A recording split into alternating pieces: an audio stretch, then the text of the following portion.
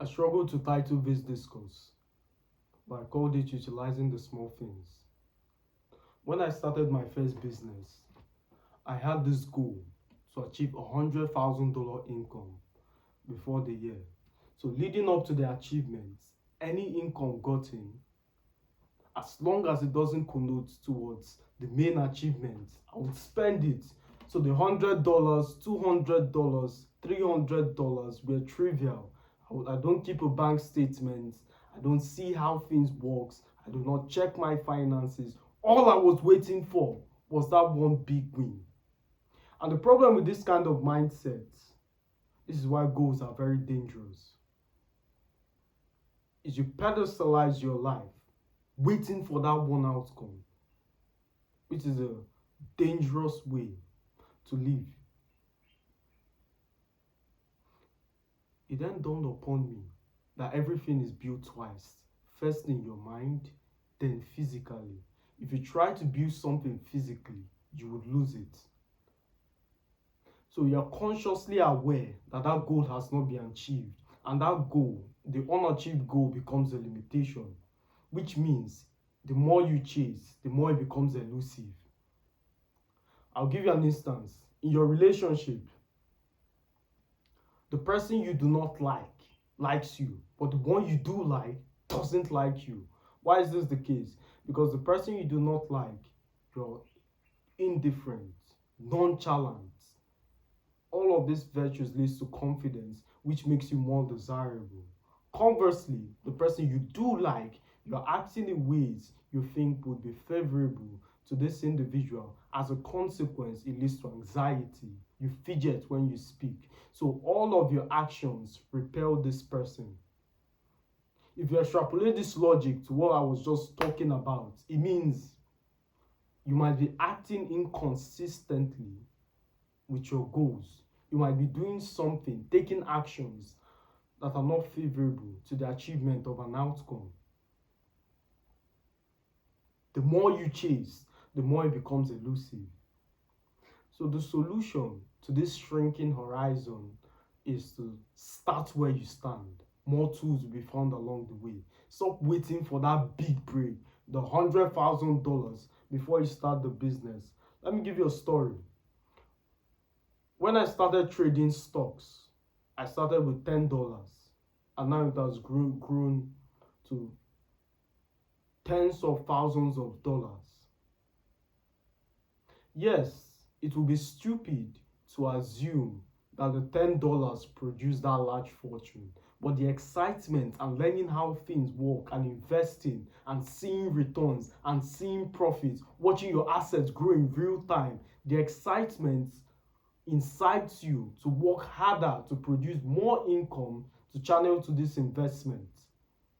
So don't let anybody fool you into believing $10 can somehow create magical fortune. It doesn't work that way. That kind of life of using $10 to build something no longer exists. Every single thing has been monopolized by big firms. In the days of old, you could wake up, open a small store that sells lighters. You sell lighters more than it costs you to produce. And you sell it more times. Then you get people to sell it. There's something called roadside sale. You walk to people's doors. But now things have changed. Every single thing has been monopolized by Walmart, big farm. In fact, taking advantage of the economics of scales, which in layman's terms means the more it costs you to produce, or the more you produce, the less it costs you to make. So that advantage in and of itself disrupts the whole competition market. So we live in a monopoly where it's difficult for you to make money out of nothing, but to turn money into money. So if I invest $10,000 into this store, all I have to do is to wait, and it grows. Let's take Bitcoin for instance. It has seen a 39% appreciation year to date, last year. So what's stopping the average individual from investing in such assets and chill? Nothing.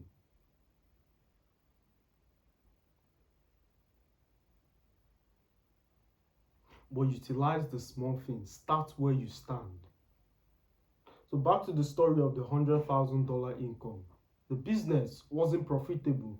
I wanted to purchase a property from the supposed income generated. And guess what? It never came. The best thing to do in that situation was I got a land for $1,000 at the time.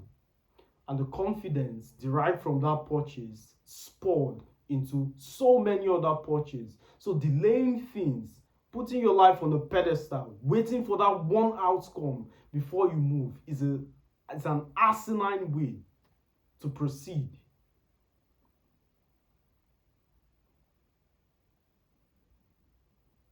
Imagine with me as a professional waiting for something to happen before you move, or waiting for all the lights to go green before you make that trip.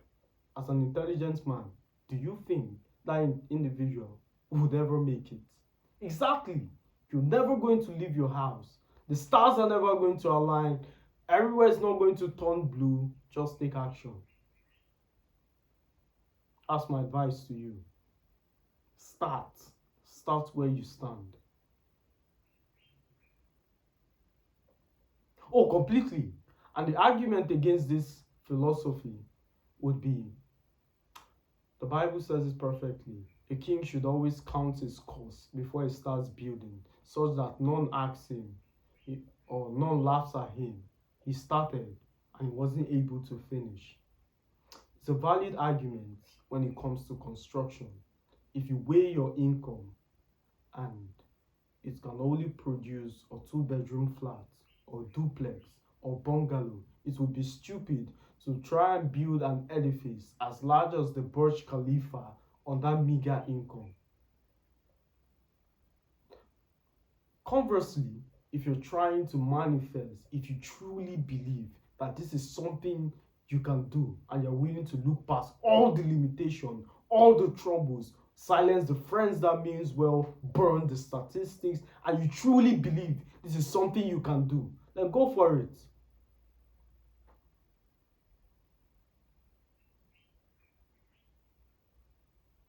If you don't believe, sit, do what your income can carry. Do not get into debt and all kinds of unnecessary health problems because you try to do something you can't. My friend, don't let anybody bully you into believing if you don't have XYZ or if you do not construct X kind of edifice, it means you've not started. Every single person started from somewhere. I started from building small self-contains and renting it out before I got to this level. So we all have to start from somewhere. Start where you stand. Weigh yourself. If it's something you can do, start. If this is the first time you're trying to do something with your life, then I suggest you start softly. Build confidence with yourself.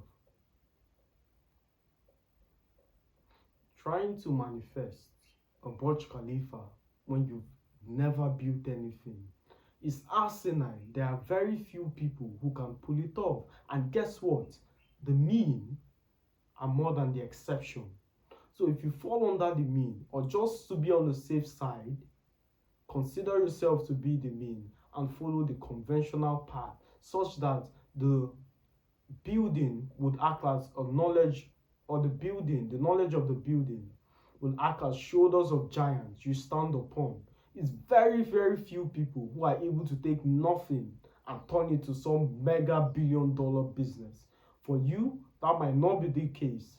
In fact, it might be you do not desire to build a $1 billion conglomerate. You just want to be well off. And that's good. Don't let anybody bully you into believing that a meager dream, a meager outcome. And in fact, it is. But the people at the lowest echelon of society are smart enough to understand that with a certain kind of wealth comes certain kind of problems, comes certain kind of sacrifices. It would affect their family life, affect their relationships, and things of that sort. So They're not willing to deal with all the problems associated with that level. So they lie to themselves. I'm comfortable in this place. I'm comfortable here. But in reality, they don't want to smoke. So don't delude yourself. If it's something you want, go after it. And you'll be fine. As always, my friends, pleasure speaking to you. I'll see you in the next one.